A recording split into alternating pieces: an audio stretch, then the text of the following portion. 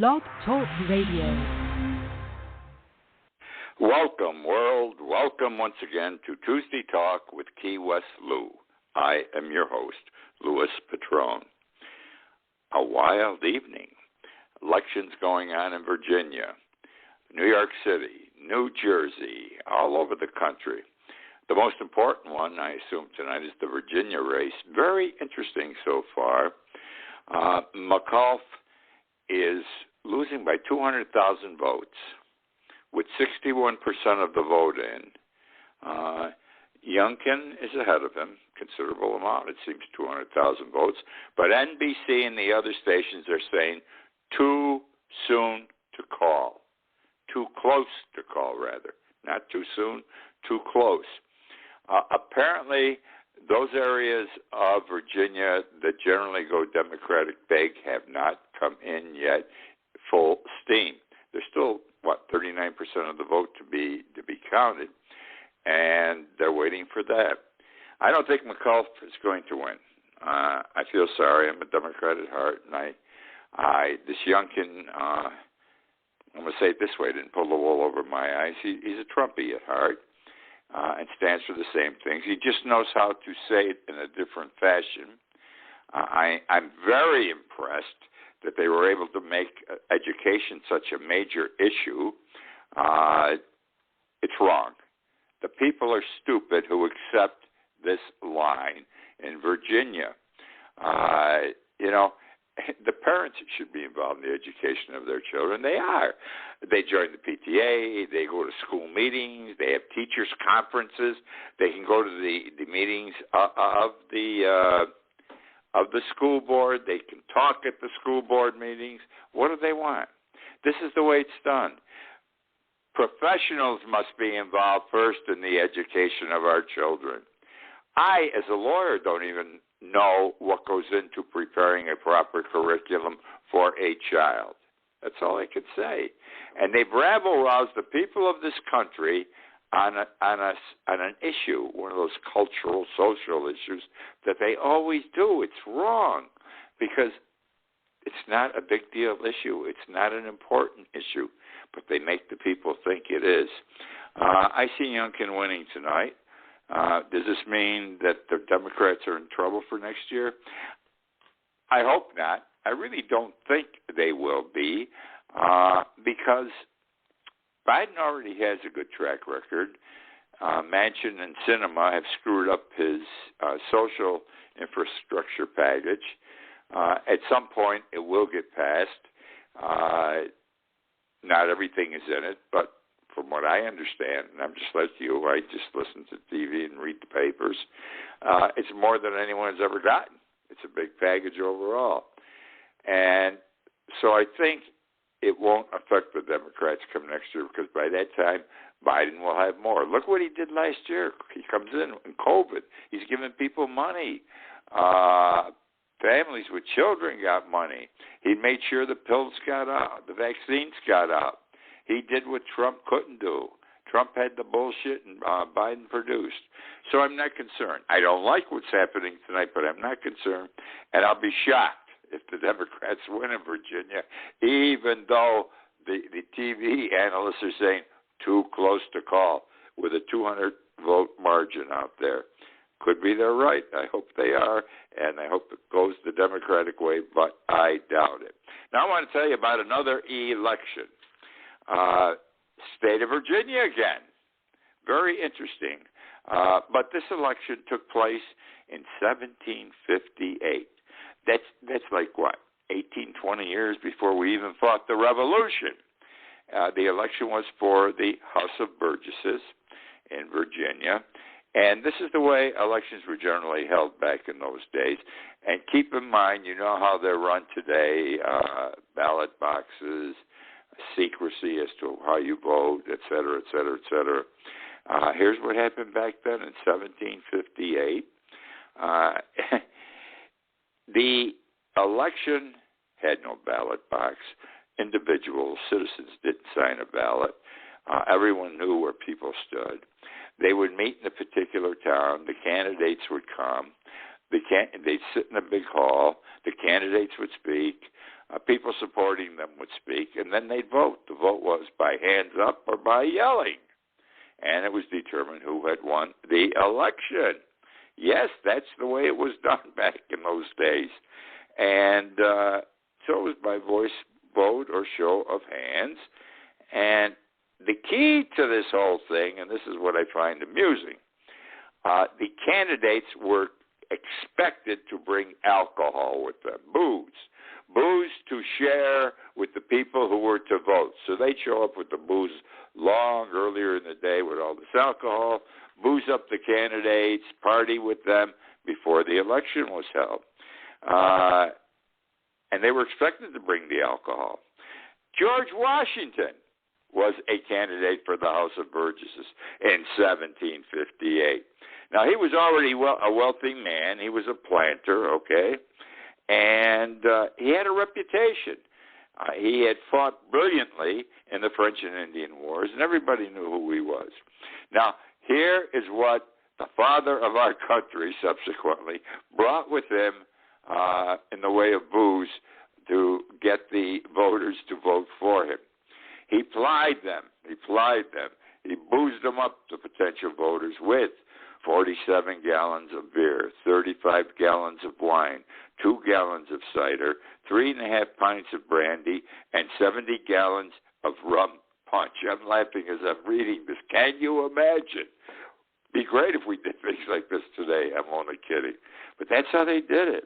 And, of course, George Washington won, whether it was because he was a great commander, he was a wealthy man, he was a respected man. I'm sure all those things went into play.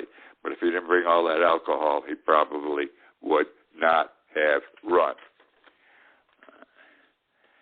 Manchin. What the hell is Manchin's problem? The way I've got to say it, what the hell is Manchin's problem? I have never seen in my long years a senator or a representative screw things up as much as he has.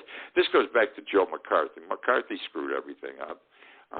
But eventually the system disposed of his aggravating ways. Let me put it that way. Manchin, since the first of the year, knowing that he had that one vote that was so important, he's playing God Almighty. All right? He's the man. His word counts. Did you ever hear of him before January? No. Rarely did his name come up. And he'd been in the Senate for 11 years. He was just a guy from West Virginia representing the small state that was going down the tubes economically. I don't know what's wrong with him. I wish someone would tell me. Everyone's got an idea. I sense two things are affecting him, okay? Two things are affecting him. He actually, though a registered Democrat and has been his entire life, at this moment in time, he is a Republican in sheep's clothing. He is a Republican wannabe, and before this thing is over, he's going to become a Republican because everything he does helps the Republican cause. He has to be blind not to see how they're playing with the Democratic Party again. And he doesn't bend. In fact, I've been writing about this and talking about it.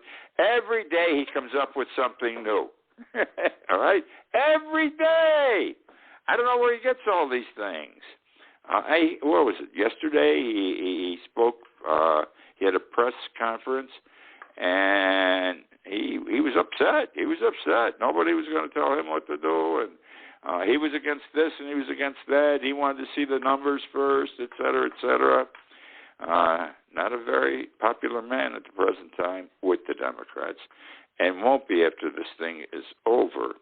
I also think there's another reason besides being a Republican wannabe. I think he's losing it mentally. I really do. You watch this guy as much as I do. He's losing it mentally. He's easily upset, and he's combative, and he comes back every day with something else. It's like he's saying, you want to screw me. You came up with this yesterday. I got a new thing today. Don't screw with me. Bad guy. He's ruining the country. Forget ruining the Democratic Party right now. He's ruining the country. and he's ruining this golden relationship he was supposed to have had with Bush. I hope Bush is right, not Bush, with Biden. Biden keeps saying when the time's right, he will vote the right way. I hope so. Now, Cori Bush, that's why I had the Bush name. She's in Congress. She's a representative, a Democrat from Missouri, okay? She said yesterday, Manchin's opposition to the reconciliation bill is, and I quote, anti-black, anti-child, anti-woman, anti-immigrant. And you know what? She is absolutely correct. Gasoline prices are going up. We all know it. I spoke about it last week and the week before. I've been writing about it for a couple of months. I mean, right now when I go to the gas station, it's creeped up at the pump. Every week you go and it's a little bit more. We all generally fill our cars up once a week. And I'm up $25 already a week more. And I'm not the only one. And it's going to keep going. And let me tell you why I think this is interesting. You know, the reason they're giving, well, you know, we had the pandemic, not enough people are working now, and now we have this situation where we have the supply ship problems. We can't get the oil from one country to another. Everything's behind. Well, they bullshit us. That's the only way I can say it. I apologize for the language I use, but you will agree with me 101% when I explain why I say it. Let's go to Saudi Arabia. Saudi Aramco is a big oil company, and they posted last Friday their profit for the third quarter of this year. 3 months. Their profit, they reported, was up 160%. Would you believe it? The third quarter profit was up 160%.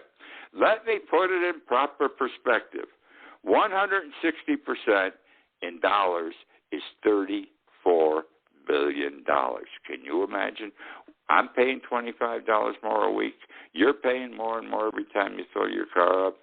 And they made $30.4 billion in 3 months. All the oil companies have to be doing this. And they always have an excuse why they can do it. If there ever is a problem anywhere in the world, they say, oh, that's what's causing it. And in reality, how could it? How could the problems they're complaining of, the pandemic and the supply ships, the supply chaos, when you got this company up 160% in 3 months, $30.4 billion of net profit. Zuckerberg and Facebook. This guy has to be brilliant, Zuckerberg. I have always admired him. I've got to say something. Anyone who comes from nothing and nowhere and makes it as big as he did, I admire. It's not easy to make the kind of money he makes. He's what, a multi-billionaire, one of the richest men in the world? He has to be in the top 3. Anyhow, the government's all over him. Everybody's all over him. You know, this guy employs worldwide over 3,000 people in Facebook. Anyhow, he's in trouble with the government. They're going to break him up like they did the telephone company 40 years ago. They broke the big telephone company up into a lot of little ones. On antitrust violations, they're going to do it with him because he's gotten too big. No one can control the social media, whether it's his company or any other company, and they can't be permitted. I mean, look at all the things that seem to come out almost every day about, I would call them his illicit activities in making money all over the world. So he must have hired a bunch of smart people who said the first thing you have to do, Mr. Zuckerberg, you got to change the name from Facebook to something else. Facebook is gone. It's got a bad image. We've got to get a new name. So they came up with Meta, M-E-T-A, Meta. Meta is short. The full name will be Metaverse, M-E-T-A-V-E-R-S-E. but they're going to call the company Meta. Meta. Zuckerberg told us. He went on TV. And the next day, people were laughing at him all around the world, especially the Israelis, because Meta is Hebrew, and it means dead in Hebrew, dead. And so someone took out a hashtag, yes, and they said, Facebook dead in Hebrew. That's the hashtag, which is getting a lot of responses, and made him look like an asshole. How could the guy do this? He's got all this money. He's got to have a ton of advisors that he pays big dollars to, a ton of lobbyists, everything, and they come up with this. No wonder he's in trouble all the time. He probably does everything on his own and really doesn't rely on other people, which must be all right because look at the money he's making. But he's close, another year or two, he's close to being out of money. Not out of money, stop making money, but it won't make any difference when you got a few $100 billion sitting in the bank. Now I want to talk about one of the very best people I have been aware of. I've never got to meet him in the world. Nicholas Kristof. Nicholas Kristof, the New York Times columnist. He has been a columnist for the New York Times for 37 years. He started with them a few years after getting out of college when he was 25. He's now 62, and he's going to leave the newspaper business. Shocking. I have been a follower of his for 15 or 20 years. I love his columns. I love his articles. The man, and I like when I hear him talking on television on the show, he is so sincere. He is so honest. He's so dedicated to his work. He's always concerned about the downtrodden, the people without, and how we have to help them, and here's why they're this way, and this is what has to be done. He has an insight as to who is taking advantage of a business or a government or some part of our society. The man is always right. He's the best one of the best in what he does. There's a lot. He's won the Pulitzer Prize a couple of times. He's leaving. He's left the company last week on good terms with the New York Times. You know why? Now he's 62 years old. He's going to his home state of Oregon, where he still is a resident, and he's going to run for governor next year on the Democratic ticket. He has to be out of his mind. And the reason I say this, the man's 62. I'm 86. I understand what happens as you get older. By the time he hits 70, he's going to be sick and tired of working, believe me. All right? He's got another decade ahead of him. Why do all this hard work? Why campaign? Why run for office? Why take that abuse? He right now is at the pinnacle of what he does in life, his profession being a columnist. Why get involved where it's so hard to do? And I can tell you why. Because I followed the man enough and I've read several of his books. He wants to do good for people. He is always seeking a way to take the downtrodden and give them a hand to help them up. And here's the way out of their dilemma. He is so respected. I don't know anyone who disrespects him or dislikes him. And the reason he's going to go over there to Oregon now and run for governor is a quote he had in his last column last week. And the quote is, "We are an amazing species, and we can do better." Human people are an amazing species and can do better. And that's what has motivated him his whole life, I believe, and now motivates him.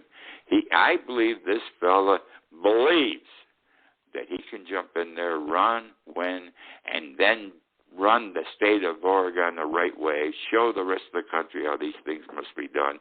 And I got to tell you something. He'll be presidential timber and 24, 28. That kind of a guy.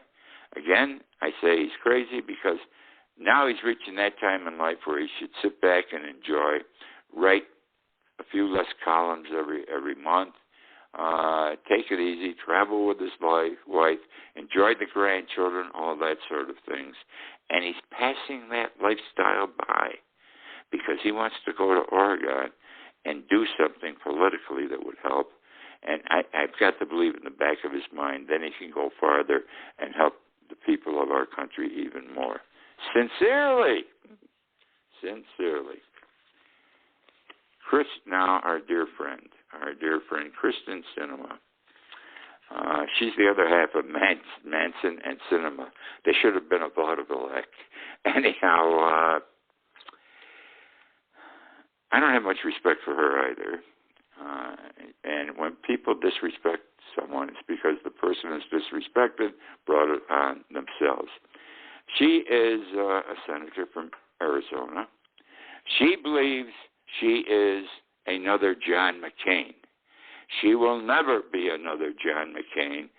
She is so far from being a John McCain, I cannot describe how. You just know. She's 40 years old. Supposed to be very intelligent. Probably is. But I'll tell you what she reminds me of. She reminds me of a hippie from the 1960s. I was there. I started practicing law in the 1960s. So unfortunately, I never became a hippie. I was a young lawyer. No way was I going to let my hair grow, and I was going to get attached and wear crazy clothes. I wanted to be a success as a lawyer. And lawyers wore suits. I even wore a vest. You wore a tie every day. You got a conservative haircut. But anyhow, she's doing well. People don't like her, but she's there. She got elected. I doubt she would get elected again in Arizona. Even her party's against her now out there, the Democratic Party. What has she done wrong? Last week, she presided over the Senate. You've seen the Senate chambers, huge room, and in the front is like a judge's bench, a big bench, and whoever is the boss of the Senate at that particular time sits there and controls the debates and everything else. She's got a mallet in her hand that she can slam down on the desk, and it was her turn to be the presiding officer of the United States Senate. She knew she was going to do it that day. And what do you think her apparel was? What did she come to the chamber with that day when she was going to preside over all of the United States Senate? She wore a black T-shirt and a blue denim vest. She looked like a hippie. I'm serious. She colors her hair, by the way, and wears colored wigs. I think that day she had half her hair in front was pink. Black T-shirt, blue denim vest. Why? Why act this way? It doesn't make sense with me that a person in her place, in her position, with the responsibility she has, would draw people to her and to her attention to mock her and make fun of her. I can't believe that many people like the way she dresses or wears her hair or anything else. Let me remind you of something. There is a movie made in the late 50s, 1950s, or early 1960s starring Marlon Brando called The Wild One. You remember? He was the head of a motorcycle gang, went into a small town, and raised havoc in hell before he left. She reminds me, I'm laughing, but I got to say it. She reminds me, they bring their malls, M-O-L-L-S, is it malls, like gun malls. Their girlfriends dressed the same way as they are, in denim and black leather and screwy hats. And they're on the motorcycles, too. They either have their own or ride on the back. And she belongs in that movie, okay? All she needs is a motorcycle, and she'd be perfect if they ever did a rerun of that movie. No disrespect intended. That's just how I react to her when I see her in a black T-shirt and a blue denim vest coming into the chambers of the United States Senate. I respect the home of my government. I believe most people in this country do, except for the insurrectionists on January 6th. And I think she's screwy. She's nuts, just like the rest of them. Which now brings me to cats and the bubonic plague. I love this, cats and the bubonic plague. I wrote an article on this in my blog, I think it was Friday, or Saturday, whatever night was. It was the day before Halloween, so it would have been Saturday. And I said, tomorrow night is Halloween. And on Halloween, the bodies come out of the grave and they walk down the streets. The ghosts are running around. And you've got to beware of the devil. He's out there trying to capture you, and he's got his henchmen trying to help him. That's what it's all about, okay? Because it was the All Hallows evening, and this is a religious holiday that evening. But now it's also Halloween for the kids. Halloween, trick or treat. Well, cats, black ones, don't let a black cat walk in front of you. It's bad luck. But all cats, regardless of color, all right, had a problem, a 400-year problem, beginning sometime in the 1300s, or in the 1200s, rather, in the 1200s, and ran into the 1600s. Pope Gregory IX believed, would you believe what I'm going to share with you now? He believed that the cats were related to the devil. All right, they were guilty of Satanism and witchcraft. Yes, and he believed this, and he wrote an encyclical, Voxi, V-O-X-I, Rama, R-A-M-A, and he instructed all Catholics to kill the cats because they had to kill Satan and the witches, and they would do it by killing the cats. So for 400 years, everybody killed the cats. What makes it even worse, you remember the Spanish Inquisition? They used to torture people, burn them at the cross and everything else.